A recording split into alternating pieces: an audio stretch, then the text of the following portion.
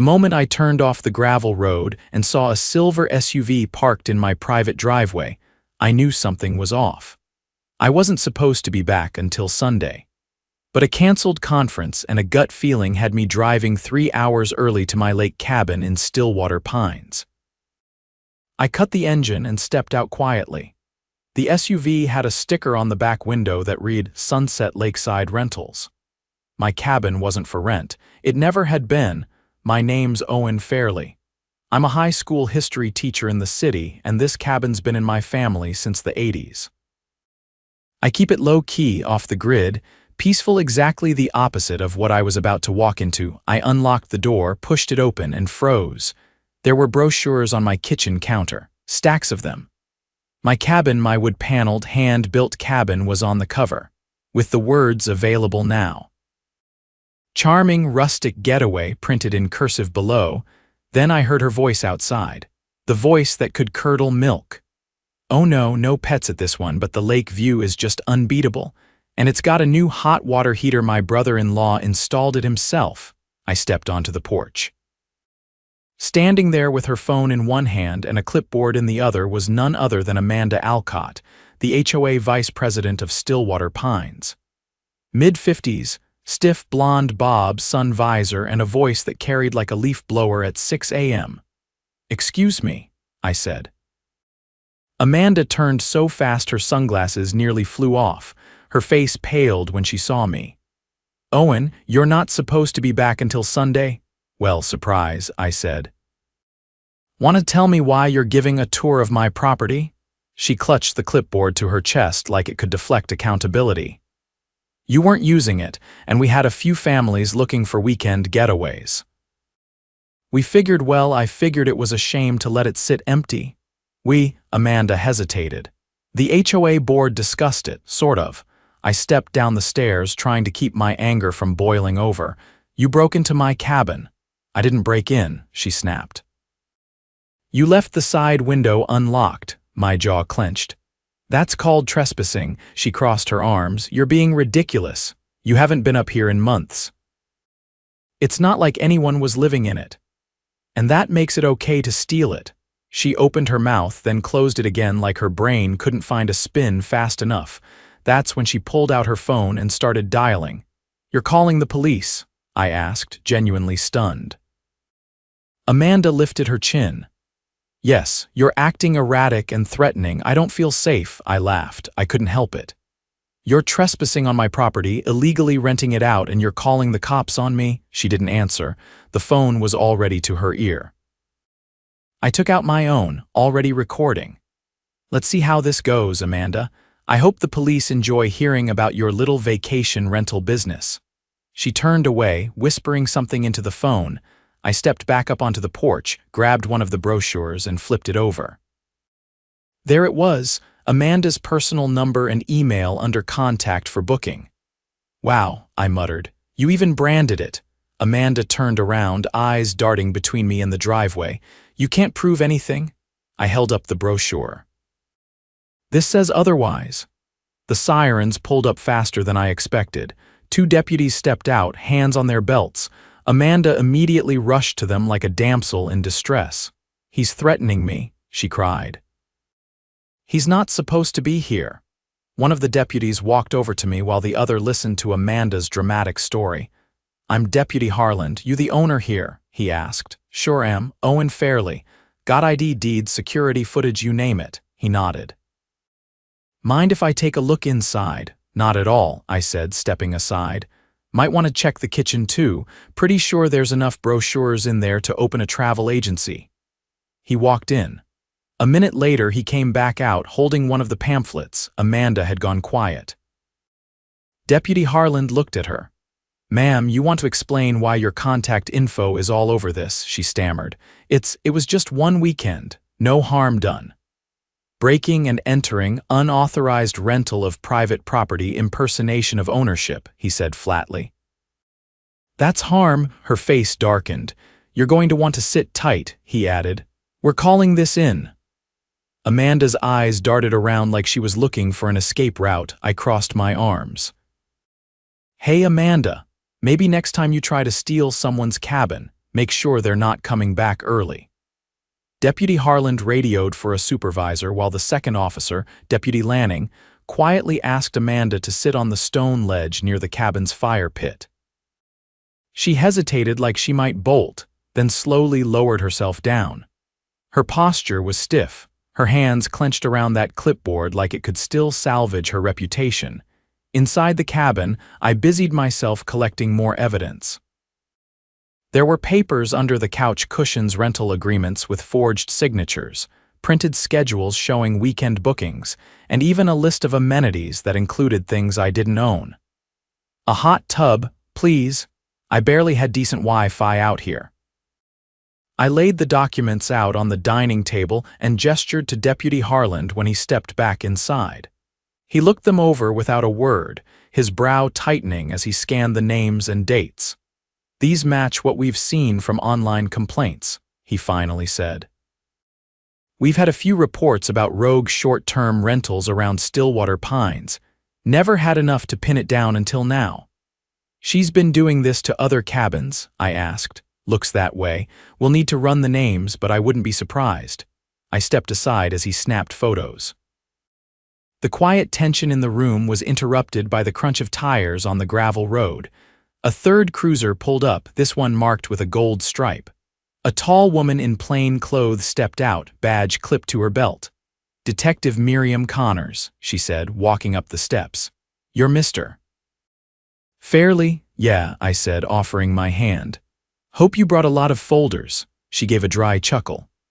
"We've had our eye on the Stillwater Pines HOA for a while. Kickbacks, forged permits, unauthorized property usage." "You just gave us a front row seat." Amanda's voice carried from outside again. "This is all a misunderstanding. I was trying to help the community give people access to the lake, bring in some income for repairs." Detective Connors didn't even glance her way. "Let me guess, she's been claiming to act on behalf of the HOA in these rentals." "Exactly that," she nodded. "That gives us jurisdiction on fraud and misappropriation of community resources. If she used HOA funds to market or furnish the properties, she did," Deputy Harland interrupted. "We found branded material in the cabin, her name's all over it." Outside, the wind shifted slightly, carrying Amanda's voice again as she tried to plead with Deputy Lanning. "The bylaws are vague. I didn't break any real laws, it's all interpretation." Detective Connors rolled her eyes. "That's what they all say when they're caught printing revenue on someone else's deed." I led her to the back room, where I'd found an envelope of receipts tucked behind my grandfather's old tackle box. They were dated, itemized, and clearly tied to the HOA's discretionary maintenance account. One even listed a cleaning fee for a weekend Amanda herself had stayed here. Connors whistled low. "This one's bold. She didn't just rent out your place, she used HOA funds to advertise it, clean it, and profit off it." "She's been doing it for months," I said. "I just didn't know until today. Not anymore." By the time we stepped back outside, Amanda had stopped talking. Her attempted justifications had dissolved into silence, and she was now sitting with her arms crossed, lips pressed into a thin line. Detective Connors squatted in front of her. "Amanda Alcott, you're being taken into custody on charges of criminal trespass, fraud, unlawful rental of private property, and misuse of HOA funds. We'll also be issuing a warrant to search your residence and HOA office records." Amanda's eyes widened. "You can't do that." "I'm the vice president," which makes it even worse, Connors replied. "Public trust, misrepresentation of authority, and embezzlement. You're going to have a busy week." The cuffs clicked into place with a finality that made my chest loosen just a bit. Amanda didn't protest. She just stared straight ahead, like her entire scheme collapsed in a single breath. 2 more cruisers arrived minutes later. One officer helped load Amanda into the back seat. The other handed Connors a folder with preliminary data from the HOA's financial portal, apparently subpoenaed weeks ago when another resident complained about phantom fees. Connors flipped it open. Well. Looks like your HOA's been charging residents for lakefront access maintenance and security patrol upgrades, neither of which exist." I raised an eyebrow. So the cameras at the front gate are fake. Worse, they're props, installed to discourage complaints. Not even wired. I laughed, but it was humorless. And this is the group that tried to fine me last year for parking my truck too close to a rhododendron, she nodded. We'll be recommending a full audit of the board. If you and the other residents are willing, a class action could follow. Count me in. As they drove Amanda away, I noticed a family of 4 walking down the road, tourists by the look of them, with a cooler and towels in hand. The father glanced at me, then at the now empty SUV, then frowned. "Is this the secluded cabin getaway from the ad?" he asked. I walked down the steps and met them halfway. "Not anymore, you've been scammed." The mother blinked. "But we paid a deposit, we have a confirmation email." "Print it out and take it to the sheriff's office." "You're not the only ones." They looked deflated. I gave them the card Detective Connors had left with me and pointed them in the right direction. After they left, I stood at the edge of the driveway and looked at the cabin. My cabin. The smell of pine and damp earth grounded me again, but now it mixed with something new resolve. That evening, I called a few neighbors. Quiet ones, mostly retirees or folks who kept their heads down to avoid friction. But as I explained what happened, something shifted in their voices. "You're kidding," said Mr. Callahan, a widower from 3 houses down. "She told me the board voted to raise fees because of shoreline erosion studies." "She said my mailbox was out of regulation size," groaned Mrs. Phelps. "Then charged me $75 for a custom one." "I got a fine for leaving my porch light on overnight," said another. Story after story poured out. Gouging, intimidation, fake violations, and threats of lien filings. All traced back to Amanda and a handful of board loyalists. No one had ever pushed back until now. By the end of the night, we had a group text going. Mr. Callahan offered to host a meeting at his place. Mrs. Phelps said her niece was a paralegal. Someone else mentioned a retired judge who lived 2 streets over. It wasn't just about Amanda anymore. We were going after the whole rotten structure. And this time, we weren't asking permission. 3 days after Amanda was taken away, I found myself standing in front of a folding table in Mr. Callahan's garage, flipping through a thick binder labeled HOA Operating Procedures. The pages smelled like old toner and cigarette smoke. A dozen neighbors sat in lawn chairs arranged in a haphazard circle, some sipping coffee, others whispering in disbelief as the details unfolded. "I've got the original bylaws here," Callahan announced, tapping the binder with a worn fingertip. "Before Amanda's crew rewrote half of it 2 years ago." Mrs. Phelps leaned forward, adjusting her reading glasses.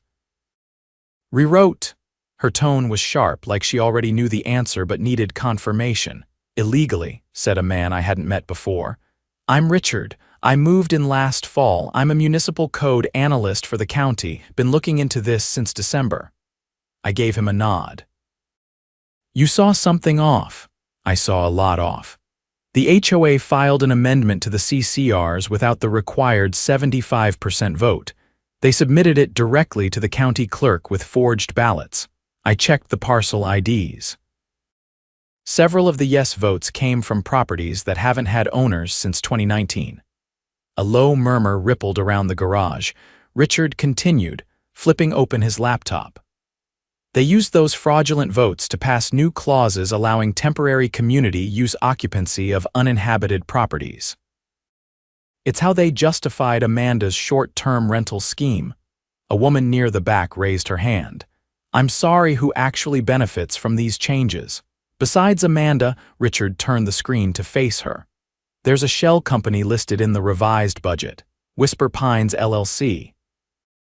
Registered to a P.O. box in town, but the license is under one Leonard Alcott." "Her husband?" she asked. "Former husband," I said. "They split up years ago. He was a contractor who used to do work around the neighborhood. Real piece of work." Richard nodded. "He's the one who installed that fake security gate 2 years ago. Billed the HOA $10,000 for it, even though the parts came from a farm supply store for a quarter of that." Mrs. Phelps shook her head. So we've been paying inflated dues to fund their little racket. And they've been using our signatures to do it, said Callahan, holding up a page with several forged names. This one's from my late wife. She passed 3 years ago. Silence settled over the group like a thundercloud. I stood, grabbing the edge of the table. We need to take this to the county board. If they submitted falsified documents to change public records, that's felony-level fraud. We don't just go to the board, said Richard. We go to the district attorney. That afternoon, 5 of us drove into town and met with the deputy DA, a sharp woman named Celeste Navarro.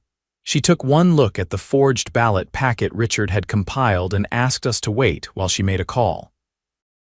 Within 20 minutes, we were sitting in a conference room with 2 investigators, laying out everything we had: documents, screenshots of Amanda's rental listings, the HOA's altered financial statements, and the fake signatures on the CCR amendment.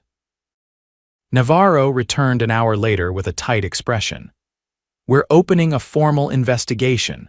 This isn't just one person's scheme anymore. It's systemic fraud, forged public filings, and misuse of community funds. And from what you've shown us, it looks like someone's been laundering rental income through Whisper Pines LLC. You think she pocketed the cash? Callahan asked. She and anyone else connected to that LLC will subpoena their bank records. If dues money was funneled into a private account, this moves into embezzlement territory. And the HOA board? I asked. Navarro nodded. If they knowingly signed off on any of this, they're looking at conspiracy charges. By the time we returned to Stillwater Pines that evening, word had already begun to spread. The next morning, HOA board president Carl Weatherby was nowhere to be found. His truck hadn't moved from his driveway, but no one answered when neighbors knocked. By afternoon, a sheriff's cruiser was parked out front. Detective Connors called me that evening. We've confirmed Amanda and Leonard were splitting profits. Leonard created Whisper Pines to launder the short-term rental income and kicked a share back to Amanda each month. The board president approved the maintenance contracts. Did he know? I asked. He didn't just know, she said. He signed off on a fake invoice for emergency plumbing upgrades that were never performed. Same account. Same P.O. box. The next day, a notice was posted on the HOA community board near the mailboxes. Emergency board suspension pending legal review. It was signed by the county's Property Oversight Committee. Residents gathered in clusters near the lake, whispering, pointing at the notice, shaking their heads. I stayed back watching from the dock, arms crossed as the neighborhood slowly digested the truth. That evening, Richard stopped by my cabin with a USB drive. I pulled more data from the county archives. You're not going to believe this. He plugged it into my laptop and opened a folder labeled HOA Disbursements. Inside were scanned copies of checks made out to Whisper Pines LLC, signed by Amanda and Carl. One for storm cleanup, another for property beautification initiative. There was no storm, I said, and no beautification, Richard replied. They were collecting money on jobs they never did. We submitted the files to Navarro the next morning. By the end of the week, 3 arrest warrants had been issued. Amanda, already out on bail, was picked up again outside a real estate office in town. Leonard was cuffed in a bait shop parking lot, trying to withdraw cash from a corporate account flagged by the bank. And Carl was found hiding in his boat shed, claiming he was fleeing media harassment. The headlines hit local news within hours. HOA crime ring busted in Stillwater Pines, read one. Another featured a photo of Amanda shielding her face with a manila folder as she was led into the sheriff's office.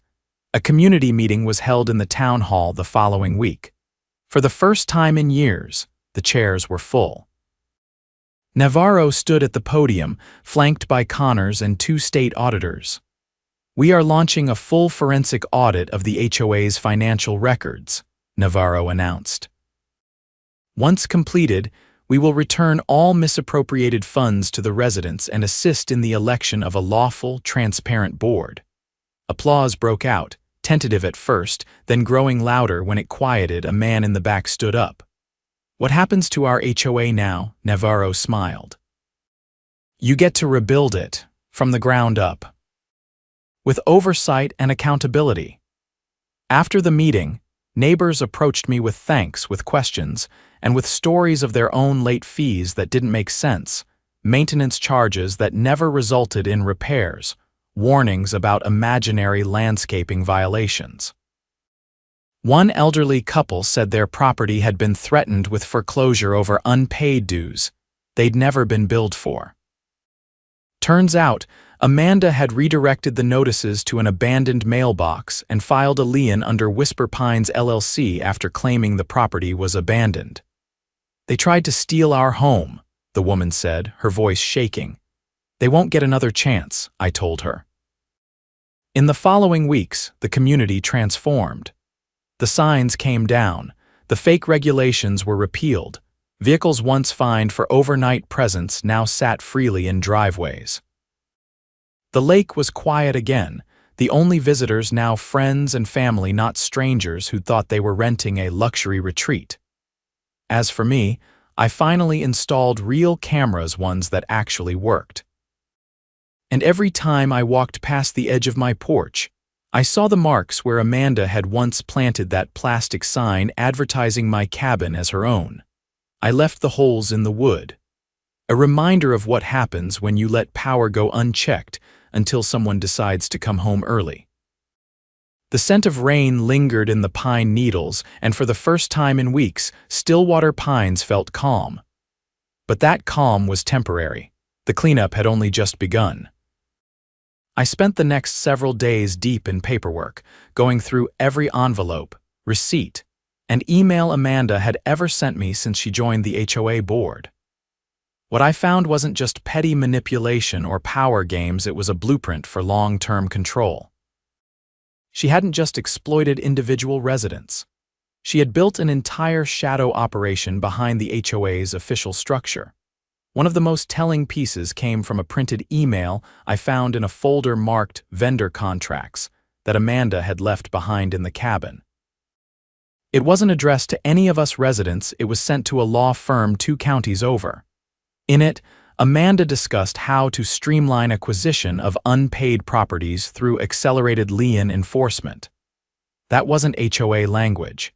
That was foreclosure strategy. I brought it to Detective Connors the next morning. "This wasn't just about side income," I said, handing her the email. "She was trying to build a portfolio." Connors scanned it quickly, her face stone tight. "Looks like she was planning to convert properties into rental units under Whisper Pines. That would have given her leverage over the entire neighborhood, control the dues, the votes, and the land." "You think she ever succeeded?" "Hard to say yet," she said. "But your tip helped us dig into title transfers. We found 3 properties that were deeded to Whisper Pines after unpaid dues proceedings. All of them were occupied at the time owners were forced out. Illegally," Connors nodded. "We're calling it coercive displacement. Civil court will handle the restitution, but criminal charges are coming. She used a fabricated legal process to take homes." How long was this going on? Too long. She didn't need to say more. I could feel it in my bones. Later that day, I met with a resident named Timothy Harlan, a retired land surveyor who had been quietly tracking property lines and easement adjustments for years. He had a canvas bag stuffed with maps, each one marked in red ink. He laid them out across my dining table. "See this?" he said, pointing to a section near the east shore. "Amanda filed a land use petition to rezone this area as community recreation space. Thing is, that land was never owned by the HOA. It belonged to the Mack entire family. But their cabin burned down 4 years ago and they never rebuilt. Did they sell? No. They moved to Oregon, still pay taxes on it, but Amanda filed a forged quitclaim deed showing they transferred it to the HOA for $1. I stared at the map. "And the county accepted it?" Clerk never verified the signature. She submitted it during a backlog window. It was bigger than I thought. Amanda hadn't just exploited the system, she'd actively altered legal documents to seize land she didn't own. I called Navarro and brought Timothy's maps to her office. Her response was swift. "We're expanding the case," she said. "Forgery, land theft, unlawful eviction, wire fraud, all on top of the existing charges. If we corroborate this with the McIntyres, Amanda's looking at serious federal time." She tried to sell the land, not sell, lease to a private developer for a glamping resort. I blinked.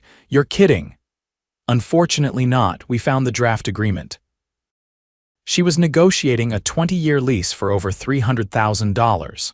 She didn't own the land. She knew that. The developer didn't. Connors and Navarro coordinated with the FBI's Real Estate Fraud Division. Within 48 hours, agents had seized Amanda's electronic devices and subpoenaed her financial records. The data showed a series of wire transfers from Whisper Pines to an offshore account in the Cayman Islands, a clear attempt to shield the money. Meanwhile, the community held a special meeting. Not a vote, just people gathering, trying to regain control over their own neighborhood. I stood with Richard and Callahan near the front while residents filled the firehouse hall. "We're not just picking a new board," Richard said. "We're rewriting the rules." The crowd was tense but focused. No shouting, no rehashing of old pain, just a shared desire to move forward. A woman named Tara, who had lived there for over 20 years, stood up and offered to serve as interim secretary. A local contractor volunteered to manage maintenance directly, cutting out the inflated third-party invoices. A retired accountant offered to audit the past 5 years of dues. It wasn't flashy. It wasn't perfect, but it was real. The following week, I got a call from Navarro. "We've finalized the charge sheet," she said. "Amanda's facing over a dozen counts, including criminal forgery, falsification of public documents, conspiracy to commit fraud, and illegal financial structuring." "Is she fighting it?" She tried to negotiate a plea. "Offered to return some of the funds in exchange for reduced charges." "Did you take it?" "No, we're going to trial." "And the rest of the board," Carl pled out. "He's cooperating. Leonard's still denying involvement, but the paper trail's strong." "He'll go down too." The trial date was set for late fall. In the meantime, the community moved quickly to repair the damage. We hired a lawyer, drafted a new charter, and submitted it to the county with signatures from over 70% of the residents. The old HOA was officially dissolved. In its place, we formed a neighborhood cooperative, voluntary, transparent, and legally bound to term limits. One evening, I walked down to the shore and found Callahan sitting on the end of the dock, feet dangling over the water. "Can't believe it's finally over," he said. "It's not over," I replied, "but it's ours now." He nodded slowly. "You ever think she would have gotten away with it if you hadn't come back early?" I didn't answer right away. I could still see Amanda's SUV in my mind, parked there like she belonged. Could still hear her voice on the porch trying to sell my home to strangers. "She got too comfortable," I finally said. "Thought nobody was looking." "Well," he said, standing, "she thought wrong." The trial began with local reporters packed into the county courthouse. Amanda appeared in a tailored suit, hair flat-ironed, demeanor icy. She didn't look at the gallery. She didn't look at me. But when the prosecution introduced the forged deed to the McIntyre property, she flinched. When the McIntyres themselves took the stand via video call, detailing how they'd never sold anything, never signed a deed, and had no idea their names were being used, she paled. When Richard testified about the ballot fraud and the altered CCRs, she shifted in her seat. And when Timothy unrolled his maps to show the zoning manipulation, she stopped writing notes altogether. The case wrapped in 7 days. The jury deliberated for 6 hours, guilty, on all counts. She was sentenced to 23 years in state prison, with no eligibility for parole for at least 12. Leonard received 12 years. Carl, having cooperated fully, got 2 years of house arrest and a lifetime ban from serving on any board or fiduciary committee. The properties seized through fraud were returned to their rightful owners. Whisper Pines LLC was dissolved, its assets liquidated and distributed as restitution. Each resident affected by the scheme received compensation from the recovered funds. Stillwater Pines became a case study in abuse of HOA power, used in seminars and legal workshops across the state, and I went back to teaching full-time. Still visit the cabin every other weekend. The lake's the same, the trees haven't changed. But the neighbors nod a little more now when we pass each other. And the porch light at Amanda's old place stays off. Her house was auctioned off to pay legal fees and restitution. A young family bought it, planted flowers out front, put up wind chimes. Their little boy waved at me the first time he saw me out on the dock. I waved back. Justice didn't fix everything. But it gave us back our voice and our homes. And to think it all started because I came home early.